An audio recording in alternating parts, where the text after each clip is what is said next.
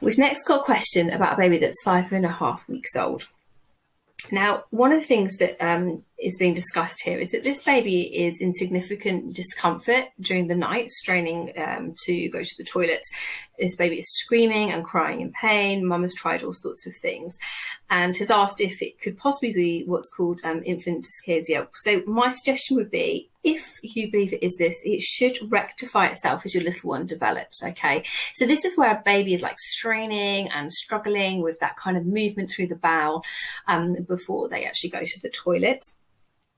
But like I said, this sort of thing should rectify itself really within a couple of weeks. I would suggest if your baby is struggling with this kind of thing, try some baby massage before bed, because it can really help get things going. If you're going to do that, you want to be working in a clockwise function across the tummy, okay? And I would look into baby massage, so you can go to somewhere to do that. There's lots and lots of online groups and things at the moment as well, if you're not able to get out and about to one. If not, like I said, look on the internet as well, but you want to be going in a clockwise function. You want to be massaging your baby's tummy in the same way that their bowel is going to be working, rather than working against it. And some warm baths and things like that might help. So you may find that might help with this one.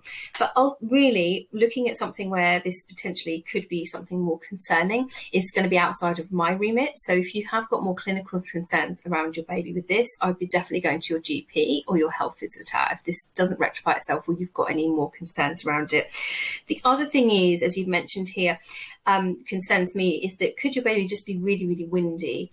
And if it's wind related and you think your baby's taking in lots of air, then I would definitely get an infant feeding assessment. So you could see myself, for example, at a breastfeeding cafe or on a one-to-one consultation, just to check that there's nothing going on with the baby's feeding. Because often when we see discomfort going on in the gut, that often it can be rectified with a very quick tweak to the latch, or if the baby's bottle fed, to see how they're feeding at the bottle as well.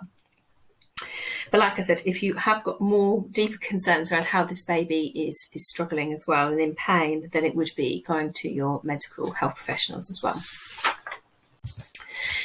And this is the same little one as well. And Mum is asking, at what age do I recommend you start putting the baby back into the next to me cot? Because this baby is currently co-sleeping as Mum is breastfeeding and lying down overnight with the baby. And if she wakes, this baby is, if the baby's waking, as soon as Mum is moving away as he falls asleep. And also asking, is the baby likely to stay asleep and fall back to sleep more easily when moved as they get older? And what can they start to do to install associations now in preparation for the future? Okay, Mum is already doing a habit stacking with shushing and patting. Okay, so I'm going to answer the questions kind of one by one.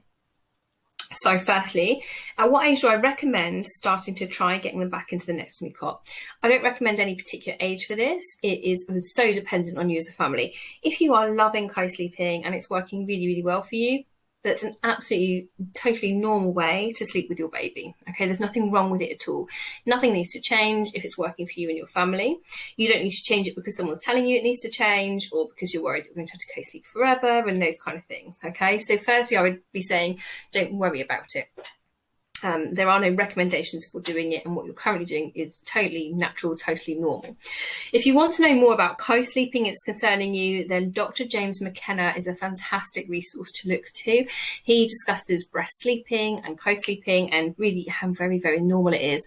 And what we also know is actually the majority of infants worldwide will be co-sleeping with their parents because we are mammals and that's why they're made to sleep. So that's why it works. Okay. As your baby gets older, is he likely to stay asleep or fall asleep more easily when moved from this position? Absolutely. Okay, your baby's so tiny. 5.5 weeks, like they barely know that they're outside of the womb. They don't really know they're kind of not part of you, and you are their safe space. And yes, as your baby settles and you're doing all those things already, you're starting to do some habit stacking, your baby will definitely fall asleep much easier.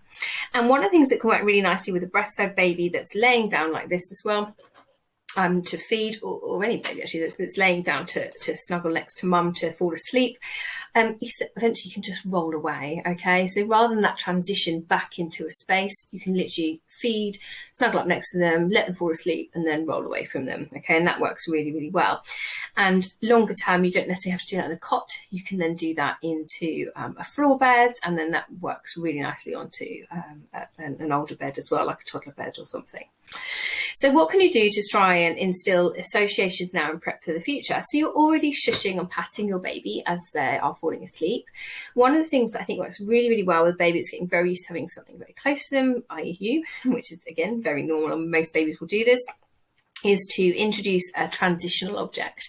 So something like a muslin or a blanket that they have, which you can encourage them to touch and feel when you're feeding them off to sleep and when you're cuddling with them, because that's something you can leave next to them.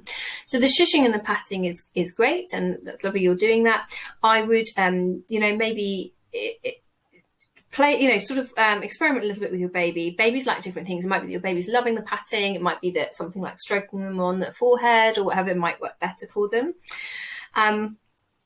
But yeah, I would add in a transitional object, like I say, like a muslin, like a blanket. Encourage them to touch it, to feel it, and then you're in a better place to eventually pop them down with that, or pop it with them, encourage them to touch it, and then be able to roll away from them.